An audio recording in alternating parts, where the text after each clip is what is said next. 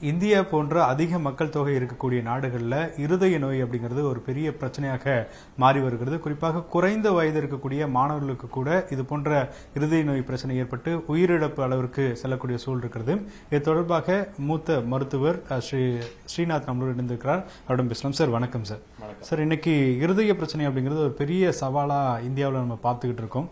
குறிப்பா அது குறைந்த வயதை கூட பாதிக்கக்கூடிய ஒரு சூழல் இருக்கிறத நேரடியாக இன்னைக்கு பல செய்திகள்ல பார்க்குறோம்.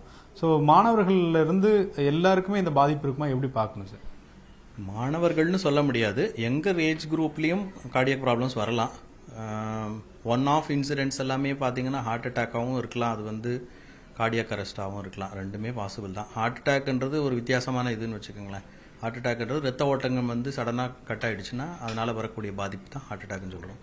கார்டியக் அரெஸ்ட்னா அதுக்கு மல்டிபிள் காரணங்கள் இருக்குது. ஹார்ட் அட்டாக் வர்றதுனால கார்டியக் அரெஸ்ட் வரும். கார்டியக் அரெஸ்ட்னா ஹார்ட் நின்று போகுது, அவ்வளோதான். Heart is not beating at all. So அந்த ஹார்ட் பீட் நின்று போகிறதுக்கு பல காரணங்கள் இருக்குது. அரித்மியாஸ்ன்னு சொல்லுவோம். ஜென்ரலாக இந்த மாதிரி யங் ஏஜில் பார்த்தீங்கன்னா இப்போ 20 வயசில் 25 வயசில் எல்லாமே வரவங்களுக்கு வரக்கூடிய இந்த ஹார்ட் ரிலேட்டட் இஷ்யூஸ் வந்து மோஸ்ட் ஆஃப் த டைம் அரித்மியாஸ்ன்னு சொல்லுவோம். அரித்மியாஸ்னா அது துடிப்பு சம்மந்தப்பட்ட பிரச்சனை. சடனாக ஹார்ட் பீட் வேகமாக துடிக்கும் போது என்ன ஆகுன்னு பிபி குறைஞ்சி அதனால் கார்டியக் அரெஸ்ட் வந்துடும், ஹார்ட் பீட் நின்று போயிடும். அதுதான் மோஸ்ட் காமன் காசு. பட் வெரி ரேர்லி ஹார்ட் அட்டாக்கும் வரலாம். ஏன்னா இப்போல்லாம் ஏஜ் கிரைட்டீரியாவே சொல்ல முடியறதில்ல. 15 வயசுலையும் வருது, 70 வயசுலையும் வருது. பட் இப்போ ஆஃப் லேட் வந்து கொஞ்சம் காமனாக யங்கர் ஜென்ரேஷன்லையும் நிறைய பார்க்குறோம் நம்ம.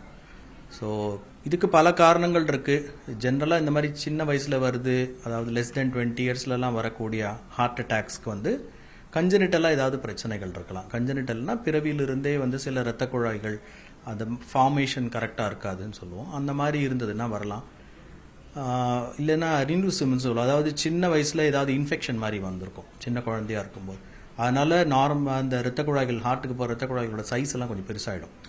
அது ஒன் ஃபார்ம் ஆஃப் டிசீஸ். அந்த மாதிரி இருக்கிறவங்களுக்கு கூட பிளட் கிளாட்ஸ் ஃபார்ம் ஆகி அதை அடைச்சிக்கிட்டு ஹார்ட் அட்டாக் மாதிரி வரதுக்கும் வாய்ப்புகள் இருக்குது.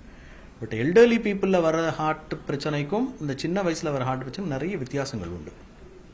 சின்ன வயசில் வரவங்களுக்கு வந்து இந்த மாதிரி ஹார்ட் ப்ராப்ளம் வந்ததுன்னா டைம் கொடுக்காது நம்மளுக்கு. ஏன்னா பிகாஸ் ரத்த ஓட்டம் வந்து சடனாக கட் ஆகிடும், அதனால் அப்படியே இருந்துருவாங்க. அதனால் இர்ரெகுலர் ஹார்ட் பீட் வந்துட்டு அந்த மாதிரி கார்டியக் அரெஸ்ட் மாதிரி வந்து உடனே உயிரிழப்பு வரத்துக்கு வாய்ப்புகள் ரொம்ப அதிகம். பட் இதுவே எல்டர்லி பீப்புளில் வரக்கூடிய நெஞ்சு வலியோ இல்லை ஹார்ட் அட்டாக்கோ வந்து அவங்களுக்கு வந்து they are use to that. அந்த கொஞ்சம் கொஞ்சமாக இருந்து அடப்பு வரதுனால என்ன ஆகும்னா கொலாட்ரல்ஸ்ன்னு சொல்லுவோம். கடவுளே நமக்கு பைபாஸ் மாதிரிலாம் கொடுத்துருக்காங்க. அது வழியாக ஃப்ளோ இருக்கிறதுனால அந்த உயிருக்கு ஆபத்து அப்படிங்கிறது கொஞ்சம் கம்மியாக இருக்கும் அந்த ஏஜில் பார்த்தீங்கன்னா. ஸோ அதனால தான் சின்ன வயசில் ஹார்ட் ப்ராப்ளம் வந்ததுன்னா நிறைய உயிரிழப்பு அதிகமாக இருக்கும் எப்போவுமே. பெரிய ஆபத்து. சரிங்களா? ஸோ அதுவும் ஏர்லி ரெக்கக்னிஷன். எவ்வளோ சீக்கிரம் நம்ம ரெக்கக்னைஸ் பண்ணி ட்ரீட்மெண்ட் பண்ணுறோமோ அவ்வளோ சீக்கிரம் அவுட்கம்ஸ் நல்லா தான் இருக்கும். பட் அன்ஃபார்ச்சுனேட்லி என்னன்னா, அது நம்ம பாதி நேரம் அந்த வயசில் ஹார்ட் ப்ராப்ளம் வராது அப்படின்னு நினச்சிக்கிறோம். வேறு ஏதாவது பிரச்சனையாக இருக்கும், மசில் கேட்சாக இருக்கும், கேஸ் ப்ராப்ளமாக இருக்கும்னு நினச்சி நிறைய டைம் இக்னோர் பண்ணிடுறோம். பட் இப்போல்லாம் வந்து அந்த மாதிரி ஒரு சின்ன சின்ன ப்ராப்ளம்ஸ் ஏதாவது இருக்குன்னா ஆரம்பத்திலே கொஞ்சம் மருத்துவர் அணுகி கரெக்டாக ஐடென்டிஃபை பண்ணி ட்ரீட்மெண்ட் பண்ணிக்கிறது பெட்டர் தான். சார் இப்போது பொதுவாகவே நம்ம சென்னையினுடைய இல்லை பல ஊர்களில் பார்க்குறோம், பள்ளிகள் வந்து ஒரு 3 to 4 மாடிகள் வரை இருக்கும். அதை வந்து ஸ்டெப்ஸில் தான் நடந்து போவாங்க, நிறைய ஸ்டூடெண்ட்ஸ் இருக்கனால. ஸோ ஸ்டெப்ஸில் நடக்கிறது இல்லாட்டி அதிகமாக பேக்குடைய வெயிட் வந்து லிஃப்ட் பண்ணிகிட்டே போகிறது, இதெல்லாம் கூட வந்து இந்த மாதிரியான ஒரு ப்ரெஷரை க்ரியேட் பண்ணுமா சார்? ஜென்ரலாக சில்ட்ரன் பொறுத்தவரையிலையும் வெயிட் தூக்கி நடந்தால் கொஞ்சம் ஸ்ட்ரெயின் தான் யாருக்காக இருந்தாலும்.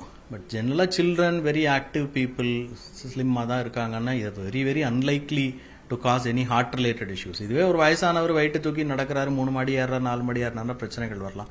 பட் சின்ரலாக ரொம்ப ரேருங்க. அதெல்லாம் வந்து I don't think that is a reason. அதனால கிடையாது. வேறு ஏதாவது ப்ரீ எக்ஸிஸ்டிங் ப்ராப்ளம்ஸ் இருக்கிறவங்களுக்கு, அதாவது இதுக்கு முன்னாடி ஏதாவது ஹார்ட் சம்மந்தமாக பிரச்சனையோ இல்லை ஆஸ்துமாவோ அந்த மாதிரி ஏதாவது இருக்கிறவங்களுக்கு கொஞ்சம் சிரமமாக இருக்கும் வெயிட்டு தூக்கிட்டு நடக்கிறது அதெல்லாமே. பட் அதுதான் காரணம்னு சொல்ல முடியாது நம்ம. ஓகே, இப்போது என்ன வயசுலேருந்து நம்ம அவேராக இருக்கணும் சார்? இப்போது இந்த வயசுலேருந்து நம்ம வந்து ஹார்ட்டை ரொம்ப கன்சிடர் பண்ணணும். இப்போது நமக்கு வந்து ஜுரம் வரும் இந்த சின்ன வயசில், மூச்சு பிரச்சனைகள் வரும், இந்த மாதிரியான பிரச்சனைகள்லாம் வரும். பட் அதை தாண்டி இந்த ஏஜ்லேயே நம்ம வந்து ஹார்ட் ரிலேட்டடாக கவனிக்க ஆரம்பிச்சிடணுன்ட்டு ஒரு ஏஜ் லிமிட் இருக்கா சார்? அப்படி ஏஜ் லிமிட்டுன்னு ஒன்றும் கிடையாது. பட் இப்போ ஆஃப் லேட் நிறைய யங் பீப்புள் எல்லாம் பிரச்சனைகள் வர்றதுனால முதல்ல எல்லாமே இந்த மாஸ்டர் ஹெல்த் செக்அப்ஸ் எல்லாமே வந்து ஒரு பர்டிகுலர் ஏஜுக்கு அப்புறம் பண்ணிக்கோங்கன்னு சொல்லுவோம். பட் அதெல்லாம் இப்போ எல்லாம் ஸ்கேல் டவுன் பண்ணிட்டோம் எல்லாத்தையும். இப்போ வந்து பார்த்தீங்கன்னா ஒரு மேல் பேஷண்ட் அப்படின்னா ஒரு 35 வயசுக்கு மேலே இருக்குனாலே நீங்கள் அபவ் 35நாலே ஒரு ஹெல்த் செக்அப் ஒன்று பண்ணிக்கோங்க, எதுவும் பிரச்சனை இருக்கான்னு பார்த்துக்கோங்கன்னு சொல்கிறோம். அதுவே ஒரு ஃபீமேல் பேஷண்ட் அப்படின்னா 40 வயசுக்கு மேலே பார்த்துக்கோங்கன்னு சொல்கிறோம். ஏன்னா because there are so many hormonal differences, அதனால் 40ன்னு சொல்லுவோம். இது வந்து ஒரு ரஃப் கட் ஆஃப் தான், இது கைட்லைன்ஸ் எல்லாம் கிடையாது. இது ஓவரால் நாங்கள் அட்வைஸ் பண்ணுறது 35 வயசுக்கு ஒரு மேல் பேஷண்ட்னா ஒரு ஹெல்த் செக் பண்ணிக்கோங்கன்றோம். 40 இயர்ஸ்க்கு மேலே அப்படின்னா ஃபீமேல் பேஷண்ட்க்குன்னா கண்டிப்பாக பண்ணிக்கோங்கன்னு சொல்கிறோம். ஓகே, இப்போ என்ன மாதிரி சிம்டம்ஸ் வரும் சார்? இப்போ ஹார்ட் அட்டாக் மாதிரியான ஒரு விஷயம் அப்படிங்கிறது சடனாக நடக்கிறது, கார்டியாக் அரெஸ்ட்டும் அதே மாதிரி தான். ஸோ என்ன சிம்டம்ஸ் வந்து நமக்கு அலர்ட் கொடுக்கும்? ஒரு 1 வீக் முன்னாடியோ ஒரு 1 மந்த்துக்கு முன்னாடி எப்படி தெரியும்? அது கொஞ்சம் நிறைய பேருக்கு வேக் சிம்டம்ஸாக தான் இருக்கும். சில பேருக்கு டிபிக்கல் சிம்டம்ஸ் இருக்கும். அதான் நடந்தால் ஸ்ட்ரெயின் பண்ணால் ஒரு நெஞ்சு அழுத்தம், ஒரு வெயிட் வச்ச மாதிரி இருக்கும், பாரமாக இருக்கிற மாதிரி இருக்கும் நெஞ்சில், இல்லை அன்எக்ஸ்பிளைன்டாக வேர்த்து போகிறது, திடீர்னு ஸ்வெட்டிங் வர்றது, அந்த மாதிரி ஏதாவது இருந்ததுன்னா நம்ம உடனே பார்க்கறது நல்லது. இந்த அன்எக்ஸ்பிளைன்டு ஸ்வெட்டிங்கிறது வந்து சும்மா இருக்கும்போதும் வரலாம், ஏதாவது ஸ்ட்ரெயின் பண்ணும்போதும் வரலாம். பர்டிகுலர்லி ஸ்ட்ரெயின் பண்ணும்போது நார்மல் ஆக்டிவிட்டிஸ் இதனாலே நான் வந்து நடந்து போயிட்டு இருந்தேன் சார், என் ஸ்டேஷன் ஏறுவேன், நான் படி ஏறி நான் போவேன், இப்போ என்னால் பண்ண முடியல, பாதி படி ஏறும்போது எனக்கு மூச்சு இறக்குது, இல்லைன்னா அழுத்தமாக இருக்கிற மாதிரி இருக்குது, ரெஸ்ட் எடுத்து போனால் definitely it is a cause for concern. அப்போ உடனே நம்ம மருத்துவர் அடிக்கி தான் ஆகணும். அந்த மாதிரி இருந்தால் அதை நம்ம இக்னோர் பண்ணிட்டு ஒன்றும் இல்லை நம்ம வெயிட்டு தூக்கி நடந்தோம் அப்படின்னா மிஸ் பண்ணாமல் இருக்கிறது நல்லது. So most of the time வந்து அந்த ஒரு வேக் சிம்டம்ஸ் இருக்கும், பாயிண்டர்ஸ்ன்னு சொல்லுவோம், அந்த மாதிரி ஏதாவது ஒரு வார்னிங் இருக்கும். ஸோ அதை கரெக்டாக பிடிக்கிறவங்க, கரெக்டாக கண்டுபிடிக்கிறவங்க வந்துடுறாங்க ஹாஸ்பிட்டலுக்கு. சில பேர் மிஸ் பண்ணிடுறாங்க, அது இக்னோர் பண்ணுறதுனால they get into problems.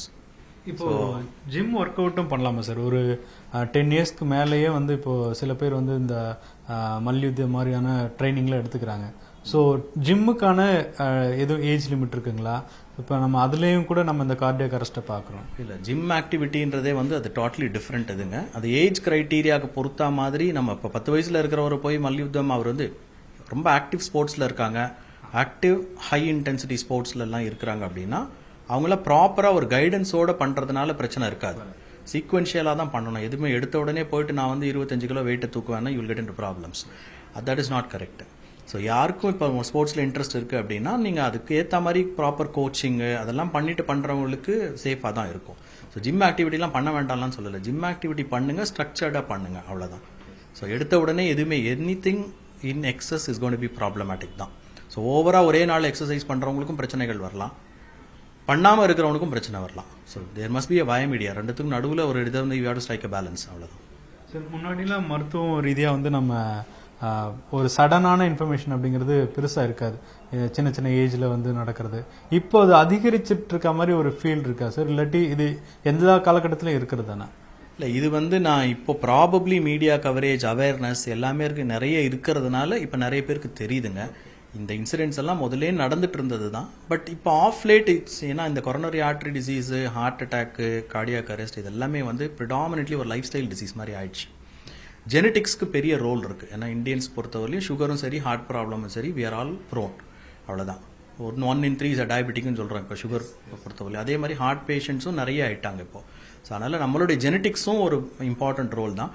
But more to do with lifestyle change தான் இது. ஸோ இந்த லைஃப் ஸ்டைல் டிசீஸ்னே சொல்லுவோம் இது. இந்த லைஃப் ஸ்டைல் டிசீஸ் வந்து நம்மளோட லைஃப் ஸ்டைல் மாற மாற இந்த டிசீஸ்க்கான அக்கரன்ஸும் அதிகமாகிட்டே தான் இருக்கும். மோர் ஸோ தட் இப்போ வந்து மீடியா கவரேஜ் எல்லாமே நிறைய இருக்கிறதுனால அவேர்னஸ், பப்ளிக்கே நிறைய அவேர்னஸ் வந்தாச்சு. ஸோ அதனால் நமக்கு நிறைய தெரியுது. இப்போ இந்த இன்சிடென்ட்ஸ் எல்லாம் முதலையும் நடந்துட்டு தான் இருந்தது, பாதி நேரம் அதை இக்னோர் பண்ணிடுவாங்க.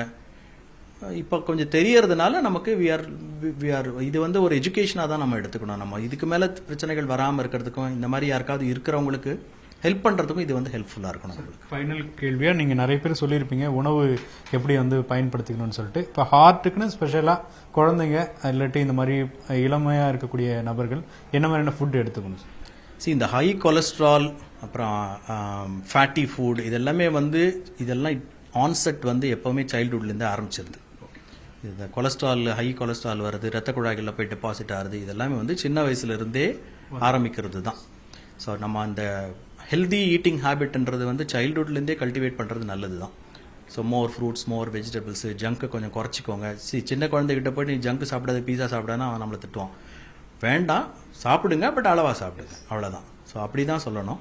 But when you grow up இன்னும் கொஞ்சம் கூட ரிஸ்க் ஃபேக்டர்ஸ் இருக்குது. 35 வயசு 40 வயசு ஆகிடுது, ஃபிசிக்கல் ஆக்டிவிட்டி கம்மியாக இருக்குது, ஒர்க் நிமித்தமாக நம்ம நிறைய பேர் வாக்கிங் போக மாட்டோம், எக்ஸசைஸ் பண்ண மாட்டோம், அந்த மாதிரி நிறைய ப்ரெஷர் இருக்கும்போது நம்ம அதுக்கேற்ற மாதிரி டயட்டையும் மாற்றிக்கணும். நம்ம ஆயிலி ஃபுட்டு அதெல்லாம் கம்மி பண்ணிவிட்டு ஈஸியாக டைஜஸ்ட் ஆகிற மாதிரி சிம்பிள் ஃபுட் அப்படின்னு சொல்லுவோம்.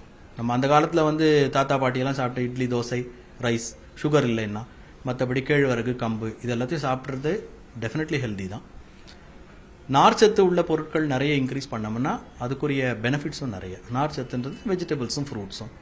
நான் வெஜிடேரியனில் கொஞ்சம் முடிஞ்சவள ரெட் மீட் அவாய்ட் பண்ணுறது நல்லது. எதுவாக இருந்தாலும் ஃப்ரைட் ஸ்டஃப்பை கொஞ்சம் குறைக்கிறது நல்லது தான், எந்த ஏஜ் குரூப்பாக இருந்தாலும். இப்போ ஒரு ட்ரெண்ட் இருக்கு, எல்லாருமே இந்த ஜீரோ சுகர் அப்படிங்கிற கான்செப்டுக்கு வராங்க. எந்த ஃபுட்லயும் ஸ்வீட் இல்லாம நான் சாப்பிடுற மாதிரி ஒரு கான்செப்டுக்குள்ள வராங்க. அது ஹெல்த்தியா இல்லாட்டி அது ஓகேவா? ஒரு விதத்தில் நல்லது தான். ஏன்னா நம்ம சாப்பிட்ற ஃபுட்லேயே நிறைய கார்போஹைட்ரேட் இருக்கு. சுகர் ஆட் பண்ணி தான் கார்போஹைட்ரேட் இன்க்ரீஸ் பண்ணணுன்றது அவசியம் கிடையாது. ஜீரோ சுகர் கான்செப்ட்ன்றது வந்து particularly for diabetic patients very very good actually. But even for preventive ஆஸ்பெக்ட்ல வந்து ப்ராக்டிகலி ஜீரோ சுகர்ன்றது வந்து யாருமே எடுக்க முடியாது. That's not possible. ஸ்வீட் இல்லாம அதுதான், அது ஆடட் சுகர்னு சொல்லுவாங்க. Added sugar yes, I agree. So அடிஷ்னலாக நீங்கள் சுகர் கீர் போட்டுக்காம நிறைய ஸ்வீட்லாம் சாப்பிடாம இருக்கிறது நல்லது தான். It's good.